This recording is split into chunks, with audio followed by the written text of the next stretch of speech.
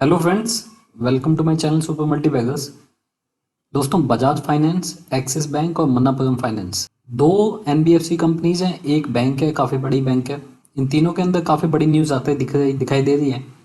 ये जो न्यूज़ है कई मायने में काफ़ी इंपॉर्टेंट हो जाती है। ऐसे टाइम पे आ रही है जब मार्केट में रिकवरी आने लगी है। देखिए, कोविड की जो प्रॉब्लम थी ज़्यादातर बैंकों के लिए और एनबीएफसीज के लिए, उनको सारे लोग अभी भूल गए हैं। लगभग चिंता लगभग खत्म होती दिखाई दे रही है। मार्केट में वापस से रिकवरी आती दिखाई दे रही है। ऐसे में एक बार फिर से इन बैंकों को और एनबीएफसीज को याद दिलाया गया है कि आपकी जो प्रॉब्लम है वो ख़त्म नहीं हुई है, वो कुछ टाइम के लिए डिले हो गई है। और वो जो चीज़ें हैं जो आपकी प्रॉब्लम्स है वो वापस से निकल के आएंगी, और जब आएंगी तो इन कंपनीज को काफ़ी बुरी तरीके से इफेक्ट कर सकती हैं। ये इस न्यूज़ के जरिए हमें पता चल रहा है। देखिए, इस न्यूज़ को हम डिटेल में जानेंगे। इससे पहले मैं स्टार्ट करूँ, आप लोगों से रिक्वेस्ट है कि अगर आप फर्स्ट टाइम इस चैनल के ऊपर आए हैं या फर्स्ट टाइम मेरा कोई वीडियो वॉच कर रहे हैं तो आप मेरे इस चैनल को सब्सक्राइब जरूर कर लीजिएगा। फ्यूचर में जब भी कोई वीडियो मैं अपलोड करूँगा उसका नोटिफिकेशन आप लोगों को मिल जाएगा और वो वीडियो आप लोग देख पाएंगे। तो चलिए स्टार्ट करते हैं। देखिए, सबसे पहले अगर आप देखेंगे एनबीएफसीज के लिए देख लीजिए। एनबीएफसीज में दो एनबीएफसीज का मैंने नाम बताया, मन्नापुरम फाइनेंस और बजाज फाइनेंस। इनके अलावा जो पावर फाइनेंस कॉरपोरेशन है, ये एक गवर्नमेंट कंपनी है। इसके अलावा श्रीराम ट्रांसपोर्ट फाइनेंस कंपनी, ये भी एक काफ़ी बड़ी एनबीएफसी कंपनी है। इन सब के लिए न्यूज़ है। न्यूज़ क्या है कि इनकी क्रेडिट रेटिंग गिरा दी गई है। इनकी क्रेडिट रेटिंग डाउनग्रेड कर दी गई है। और डाउनग्रेड किसने की है? एसएनपी ने, standard and poor credit rating agency, जो कि यूएस की क्रेडिट रेटिंग एजेंसी है और दुनिया भर में सबसे ज़्यादा रिलायबल डेटा इस क्रेडिट रेटिंग एजेंसी का माना जाता है। इसने इन 4-5 एनबीएफसी का एक साथ क्रेडिट रेटिंग गिराई है, और इन कंपनीज की क्रेडिट रेटिंग इतनी गिराई है कि बजाज फाइनेंस को जंक कैटेगरी में डाला गया, एक्सिस बैंक को जंक कैटेगरी में डाला है। और इनका जो आउटलुक है, जो मतलब इनका फ्यूचर दिख रहा है अगले 12 महीने के लिए, उसको भी इन्होंने क्रेडिट वॉच कैटेगरी में डाल दिया। क्रेडिट वॉच कैटेगरी में मतलब इनकी जो असेट क्वालिटी है वो काफ़ी ज़्यादा खराब होती यहाँ पे दिखाई दे सकती है। उसकी वजह से रिस्क काफ़ी बढ़ता हुआ दिखाई दे सकता है। अब देखिए, इनकी क्रेडिट रेटिंग किस तरीके की मेंटेन की गई। सबसे पहले तो आप रेटिंग देखिए कि कितनी खराब रेटिंग यहाँ पे एनबीएफसीज की आ रही है।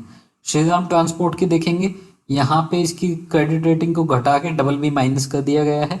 बजाज फाइनेंस को देखेंगे तो डबल बी प्लस कर दिया गया है। ये जितने भी नेगेटिव हैं, मतलब बी में जितनी क्रेडिट रेटिंग है ये सब नेगेटिव आती है एसएनपी के स्टैंडर्ड पे। Double B minus Bajaj finance को दिया गया है, double B plus Manappuram finance को दिया गया है बी प्लस, और पावर फाइनेंस कॉर्पोरेशन को दिया गया है डबल बी प्लस। इनका जो आउटलुक है उसको क्रेडिट वॉच में डाला गया है। मतलब अगले 12 महीने तक इनकी इनकी असेट क्वालिटी पे नजर रखनी पड़ेगी। इनकी जो क्रेडिट फैसिलिटी है वो खराब होती दिखाई देगी। इसका देखिए रीजन क्या बताया गया है, इसकी जो वजह है वो देखिए क्या बताई गई है। सबसे पहले तो बताया क्रेडिट कॉस्ट यहाँ पे बढ़ती हुई दिखाई देगी। मतलब जो ये लोग लोन लेते हैं, कोई भी एनबीएफसी होगी उसको पहले पैसा लेना होगा, कहीं से वो पैसा उठाती है, उसके बाद वो आगे उसको लोन की फॉर्म में या क्रेडिट की फॉर्म में देती है। तो इनकी जो कॉस्ट टू कैपिटल है, जो इस रेट पे ये पैसा उठाते हैं मार्केट से, बैंक से या कहीं से भी, वो रेट काफ़ी बढ़ता हुआ दिखाई देगा। देखिए, जब भी मार्केट में रिस्क बढ़ता है तो ऐसे में होता क्या है कि जो कॉस्ट ऑफ कैपिटल होती है, जो इंटरेस्ट रेट पे जिस पे आपको ये लोन मिल रहा होता है इन बैंकों को या एनबीएफसीज को, उसका रेट बढ़ जाता है। आपको उस लेवल पे लोन नहीं मिलता जिस लेवल पे आपको नॉर्मल कंडीशन में मिलता है। तो ऐसे में आपकी जो क्रेडिट कॉस्ट होती है वो बढ़ती हुई दिखाई देती है। आप क्रेडिट कॉस्ट बढ़ जाएगी, लेकिन आप इमीडिएटली आप इंटरेस्ट रेट बढ़ा नहीं सकते अपने कस्टमर्स के लिए। अगर आप इंटरेस्ट रेट बढ़ाएंगे नहीं तो आपके मार्जिन श्रिंक हो जाएंगे और आपकी कंपनी को पहले के मुकाबले कम प्रॉफिट होगा, हो सकता है आपको लॉस भी होने लगे। तो सबसे बड़ी प्रॉब्लम यहाँ पे बताई जा रही है, क्रेडिट कॉस्ट यहाँ पे आपकी बढ़ती हुई दिखाई देगी। मतलब जो कॉस्ट टू कैपिटल है वो बढ़ता दिखाई देगा। साथ ही प्रॉफिटेबिलिटी जो है वो डिक्लाइन हो जाएगी। जैसे मैंने बताया, इसका डायरेक्ट इफेक्ट पड़ता है प्रॉफिटेबिलिटी पे। मतलब अगर आपकी क्रेडिट कॉस्ट बढ़ गई तो आपका प्रॉफिट कम हो जाएगा, हो सकता है प्रॉफिट नेगेटिव भी हो जाए। और जो सबसे बड़ी बात बैंकों के लिए और यहाँ पे एनबीएफसीज के लिए है वो है असेट क्वालिटी यहाँ पे खराब हो सकती है। देखिए, अगर एनबीएफसीज देखेंगे आप इंडिया के अंदर, इंडिया की जो एनबीएफसीज हैं उनकी ऑलरेडी एसेट क्वालिटी बहुत अच्छी नहीं है।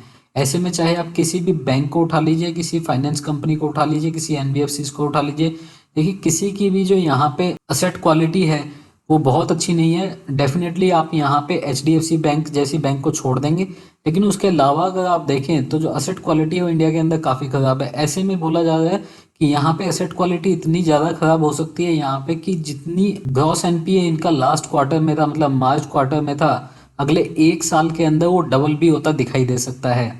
यहाँ पे प्रॉब्लम बताई जा रही है कि जो NBFCs हैं वहाँ पे करीब 50% से ज़्यादा मोरेटोरियम इशू किया गया है और 50% से ज़्यादा मोरेटोरियम ले लिया गया है। उसमें से काफ़ी सारा पैसा ऐसा है जो कि वापस आने में प्रॉब्लम होगी और उसको NPA बना दिया जाएगा या फिर NPA डिक्लेयर करना पड़ेगा। ऐसे में इनकी एसेट क्वालिटी यहाँ से काफ़ी ख़राब हो सकती है। डबल ग्रॉस NPA ये सारी जो NBFCs हैं दिखा सकती हैं आने वाले टाइम के अंदर। मतलब यहाँ पे आउटलुक लिया गया है 9 महीने से 12 महीने के अंदर। तो ऐसे में इनकी हालत काफ़ी ख़राब होगी और ये चीज़ किसी से छुपी नहीं है कि यहाँ पे बैंकों की हालत, NBFCs की हालत ख़राब होगी। इसलिए आज आपने स्टॉक में देखा जैसे श्रीराम ट्रांसपोर्ट 7% गिरा, बजाज फाइनेंस सुबह 3.5% डाउन था, मन्नापुरम फाइनेंस आज काफ़ी डाउन था, PFC भी डाउन था। देखिए ये जो सारे स्टॉक हैं अभी लिक्विडिटी की वजह से इन स्टॉक में बड़ी गिरावट नहीं आई है, लेकिन ऐसा नहीं माना जा सकता कि ये कंपनीज ठीक हो गई। जैसे इन्होंने ऑलरेडी 50% के आसपास अपने अपने बॉटम से लगभग गेन कर लिया है, लेकिन इनके अंदर रिस्क अभी भी बना हुआ है और रिस्क आगे बढ़ता जाएगा। उसके बाद देखते हैं, देखिए एक्सिस बैंक के अंदर क्या हुआ है। एक्सिस बैंक में अगर आप देखें तो एक्सिस बैंक की क्रेडिट रेटिंग को भी यहाँ पे S&P ने गिराया है और इसको भी BB+ मतलब जिसको बोलते हैं जंक कैटेगरी, जंक स्टेटस दिया गया है एक्सिस बैंक को। और वहाँ पे भी उसका जो आउटलुक है, पहले बताया गया था कि क्रेडिट वॉच आउटलुक दिया गया है यहाँ पे, लेकिन बाद में यहाँ पे S&P ने क्लैरिफाई किया क्रेडिट रेटिंग इसकी जरूर गिराई गई है, BB+ किया गया है, लेकिन इसका जो आउटलुक है उसको स्टेबल रखा गया है अगले 12 महीने के लिए। अब अगर हम एक्सिस बैंक का NPA देखें, ग्रॉस NPA देखें, एसेट क्वालिटी देखें, देखिए जो एक्सिस बैंक का ग्रॉस NPA है वो इतना ज़्यादा नहीं है जितना इंडिया में बाकी बैंक्स का है या फिर गवर्नमेंट बैंक्स का है।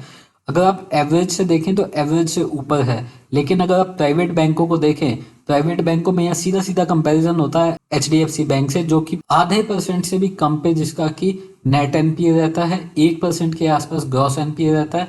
तो उसके साथ अगर आप कंपेयर करोगे तो डेफिनेटली आपको यहाँ पे 4-5 गुना होता दिखाई देगा। लेकिन अगर आप इंटरनेशनल स्टैंडर्ड को भी देखें तो उसको कंपेयर करते हुए भी यहाँ पे जो NPA है इंडियन बैंक्स का वो थोड़ा सा हायर साइड पे है, स्पेशली जो एक्सिस बैंक है उसका थोड़ा सा ज़्यादा है। देखिए ICICI बैंक भी इससे बहुत ज़्यादा पीछे नहीं है, 3.25% के आसपास ICICI बैंक का भी है, 3.5-4% के आसपास है।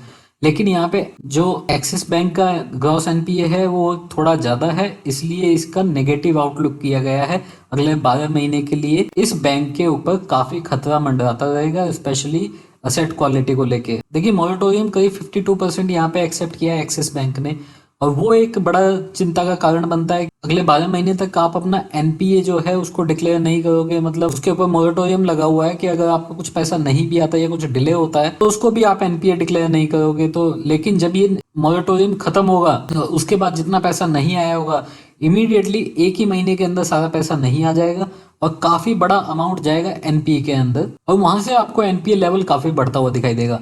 देखिए ये जो न्यूज़ है इस पे शायद अभी क्योंकि जो सेंटीमेंट्स है मार्केट के थोड़े पॉजिटिव हैं, स्टॉक्स ने इतना रिएक्ट नहीं किया, लेकिन अगर ये नॉर्मल सिचुएशन में इस तरीके की कोई न्यूज़ आती तो स्टॉक काफ़ी गिर जाते, मतलब 1-1.5 महीने तक गिरावट कम से कम चलती रहती।